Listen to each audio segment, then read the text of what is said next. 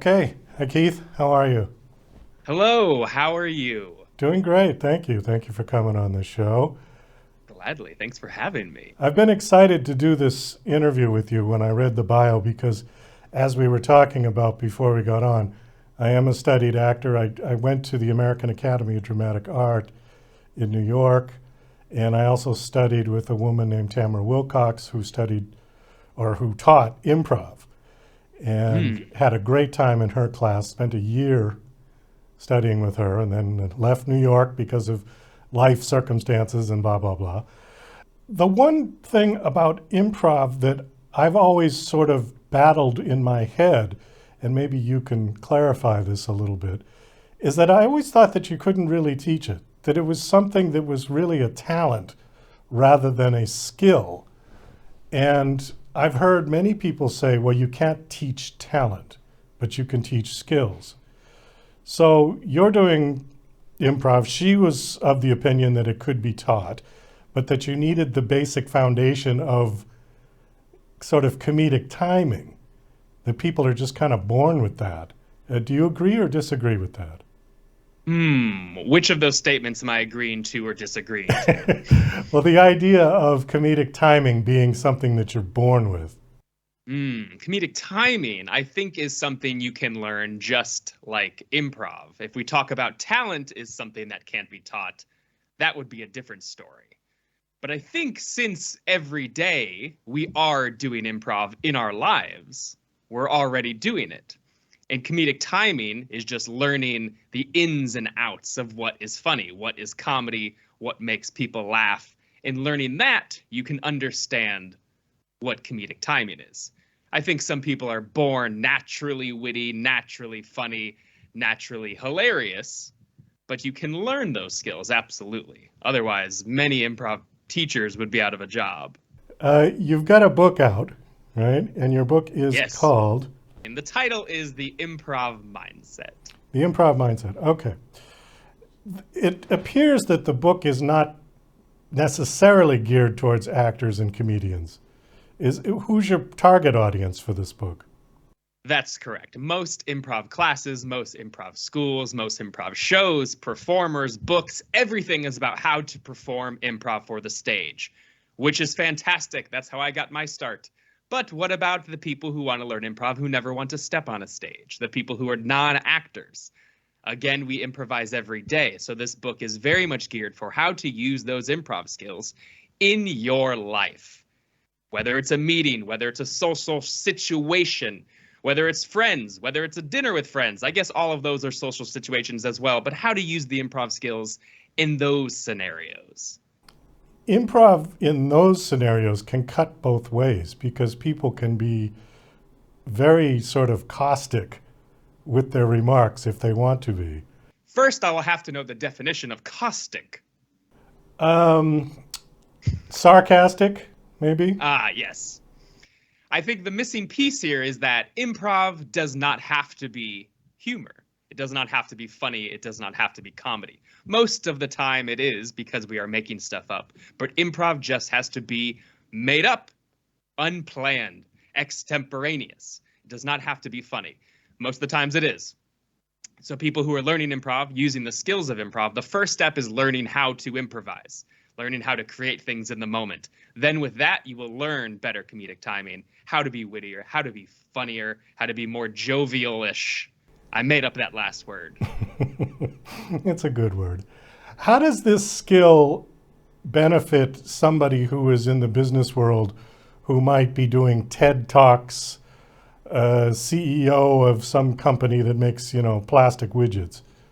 Oh yeah, well this brings us back to comedy. Most people in that field are not creative people. They're more left brain analytical people. They know the numbers, they know the facts, but those things bore regular humans. We want to see a human connection, and humor is a great way to connect to another person. So if you're doing a TED Talk or presentation, instead of boring everyone with the facts and the numbers and the quarters and all of those things that put people to sleep, show your personality. And a good way to do that is, what do you find funny? What do you find humorous? Is it wordplay? Is it playing a character? Is it making a joke? whatever it is, you can add that into your information to connect to people so people will listen when you get to those facts, numbers, and quarters. How do you think Steve Jobs fared as a public speaker? I'm sure you've seen I some of think, his. yeah, he Yeah. was great because he is someone who stepped outside of the norm. He wasn't trying to be, in general, his entire life was to be different than other people who came before him. He wanted to create his own path. And by doing that, you see that in his presentations. He was excited about what he had to share. It wasn't just, here's the new information, but it was him being excited about it, which made other people excited about it. Okay, so he had that sort of built into his character. That really was just part of his makeup, yeah? Well, I think it was 2003, I actually did a course where I taught Steve Jobs how to talk, how to present himself, because before that, he didn't know how. And of course, I'm just joking. I've never met Steve Jobs. Okay, so who are your clients at the Improv in LA? Is it primarily actors and comedians, or do you get the left brain CEOs who want to improve their communication skills? It is more of the second thing. The second thing, a lot of those CEOs, a lot of business people, usually we hear the first day of class, I never want to step on stage ever again on my entire life. Please don't make me do that. But learning those skills of improv on stage, through acting exercises, through the magic of theater, then you can apply those skills to your life. And most of the people we teach are people who want to learn skills like that. How to give presentations, how to talk to clients better. All of that is also improv. Give me an example of what you would do on your first day with a bunch of new people. Just a quick example. Yeah, the first day I walk into the room and I say, 2 people to the stage, perform improv now. And then people laugh and I wait. And then 2 people shyly go up and they start to do a scene. And then I say, now you can sit down, and now we know who the 2 bravest people are in the class. And this shows you that improv is going into the unknown. So a lot of the times when we have people to the stage, we don't explain what they're going to do until they're there, because it's really stepping into that unknown. And after those 2 people step up and they say 1 sentence each for the first improv scene of the class, everybody's relieved, like, okay, this is going to be a lot of fun. It's not going to be as hard as I thought it was going to be. Is it just breaking down the nervousness for people that can be the biggest challenge for you? It's about 50-50, I think. Half of learning improv is getting past that self-judgment we have, that nervousness of I don't know what I'm doing, getting past that. And then the other 50% is how to create story and how to create character and how to create theatricalities upon the stage. But a lot of it is getting past that I don't know what I'm doing, I'm nervous. It's interesting because I'm always much more comfortable in a stage setting than I am in real life. Why is that? I don't know. Going to the supermarket terrifies me more than getting up on stage in front of 2,000 people. It always has. I could always perform because you hide behind that character that you're portraying on the stage. In the supermarket, you're really who you are. And I would just prefer to have this little telephone booth box around me walking up and down the aisles. Well, here's a little secret that we like to teach. It might be a tangent from what you're going to just ask me, but on stage in an improv show, in an improv class, you're playing a character, but also we play characters every day.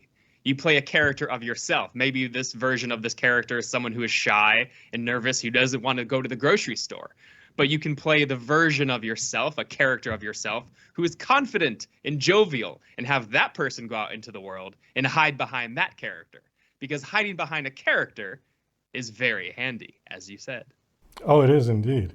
And actually, when you find your significant other, the trick is to get rid of all of those characters, or at least put them in perspective, because eventually, if your significant other is astute enough, they'll figure out which one you're hiding behind.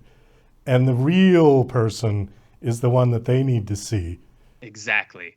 Many times, first dates, first meeting people, we are wearing a mask. Not a physical mask, but a figurative mask.